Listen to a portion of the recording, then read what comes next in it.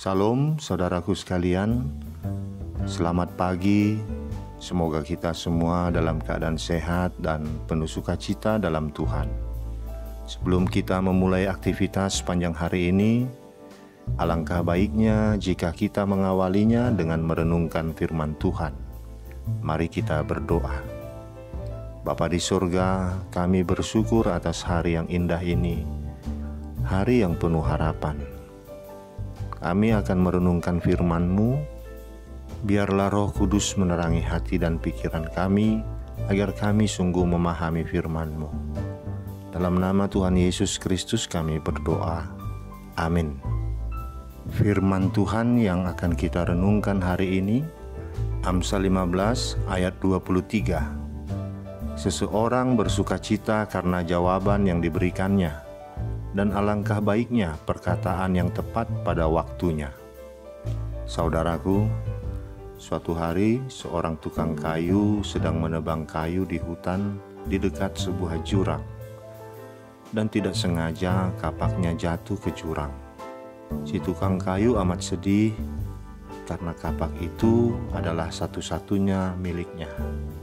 Saat dia termenung, datanglah seorang malaikat mendekatinya, lalu berkata, "Hei, mengapa wajahmu begitu murung?"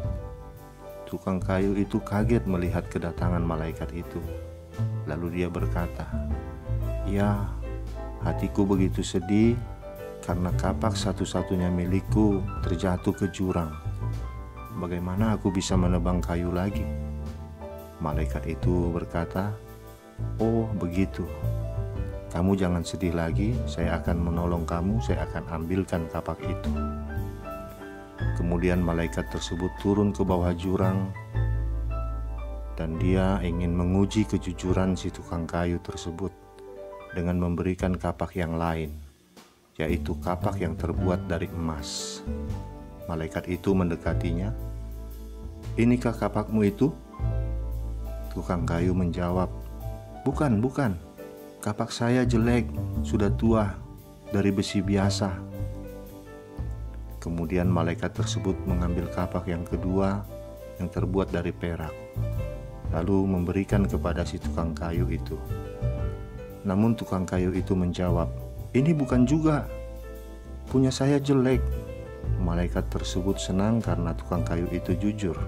Lalu dia berkata, "Karena kamu jujur padaku, aku akan memberimu hadiah 3 buah kapak yang baru." Lalu si tukang kayu pulang ke rumah dengan perasaan senang, dan dia bercerita kepada istrinya. Keesokan harinya si tukang kayu bersama istrinya pergi ke hutan, ke tempat dia bertemu dengan malaikat yang baik hati itu. Lalu mereka menatap sekitar tempat itu, mencari-cari kalau malaikat itu masih ada di sana. Namun karena kurang waspada, kaki istrinya terpleset dan terjatuh ke jurang. Si tukang kayu menangis sedih, kehilangan istri yang dia sayangi. Lalu malaikat yang kemarin datang lagi menjumpainya. "Ada apa? Kenapa kamu menangis? Apa kapakmu hilang lagi?" Si tukang kayu menjawab, "Tidak, tapi sekarang istri saya yang jatuh ke jurang. Saya sedih sekali. Saya menangis karena dia istri satu-satunya yang saya cintai." Lalu malaikat tersebut membantunya. Ia turun ke jurang mencari istri tukang kayu yang jatuh. Kembali malaikat ini ingin menguji kejujurannya.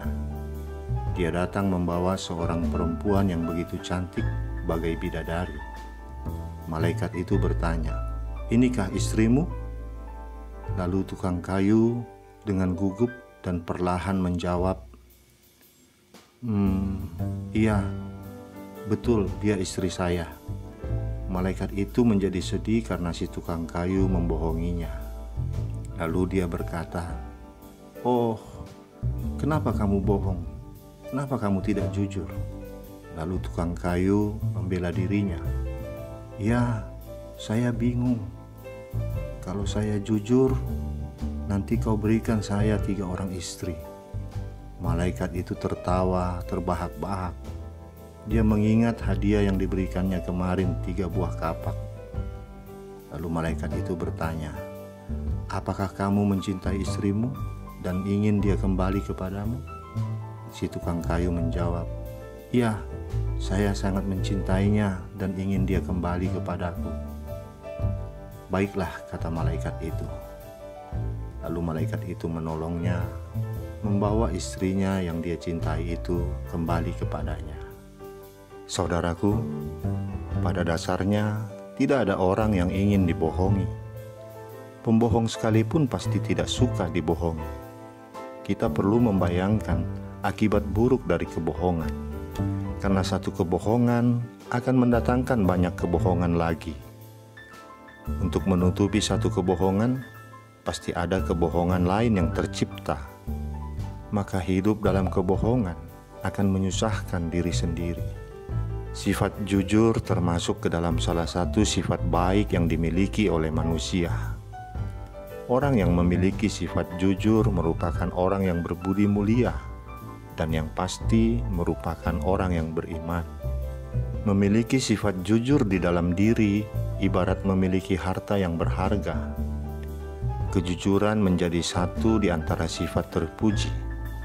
Dunia akan menjadi lebih baik dan damai andai lebih banyak orang yang memiliki sifat jujur di muka bumi ini. Jika kita jujur, banyak sekali manfaat yang kita dapatkan. Kita memiliki perasaan tentram dan nyaman, mendapatkan berkat dalam usaha, disenangi dan dipercaya oleh orang lain. Orang yang jujur, walaupun awalnya terasa berat, pada akhirnya akan selamat dari berbagai bahaya. Kejujuran juga adalah sebuah keberanian dalam menyampaikan apa yang betul-betul terjadi, tidak ada yang ditutup-tutupi. Nilai perbuatan jujur sangat tinggi dalam pergaulan dan kebersamaan. Namun demikian, kejujuran merupakan nilai moral yang kini terasa mahal. Kebanyakan orang rela berbohong demi keuntungan. Saudaraku, kini kejujuran semakin langka. Keberadaannya bagai oase di padang pasir. Karena itu, kejujuran harus dibudayakan. Sebaiknya kejujuran ini sudah ditanamkan kepada anak-anak sejak dini, agar bisa menjadi kebiasaan yang melekat. Tentunya, peran orang tua sangat penting dalam menanamkan kejujuran kepada anak-anaknya. Sebagai orang yang paling dekat dengan anak, orang tua bisa menjadi teladan yang baik dengan menunjukkan sikap dan sifat jujur. Amin. Kita berdoa. Terima kasih Bapa, terima kasih Bapa di surga atas firman-Mu yang mengingatkan kami arti penting sebuah kejujuran. Kejujuran yang akan membawa kami menerima berkat-berkat-Mu lebih lagi. Kejujuran yang akan membuat kami terasa tentram dan nyaman menjalani hari-hari kehidupan kami. Ya Bapa di surga, kuatkan kami untuk melawan segala kebohongan yang datang menggoda kami. Biarlah kami menjadi orang-orang yang jujur, sekalipun kami merasakan sakit untuk melakukan itu. Tapi kami yakin dan percaya Engkau akan menolong dan memberkati kami untuk mampu melakukan kejujuran itu. Bapa di surga, kami mau berdoa untuk orang-orang yang banyak dirugikan oleh kebohongan. Biarlah Tuhan memberkati kehidupan mereka, limpahi mereka dengan segala berkat dari-Mu ya Bapa.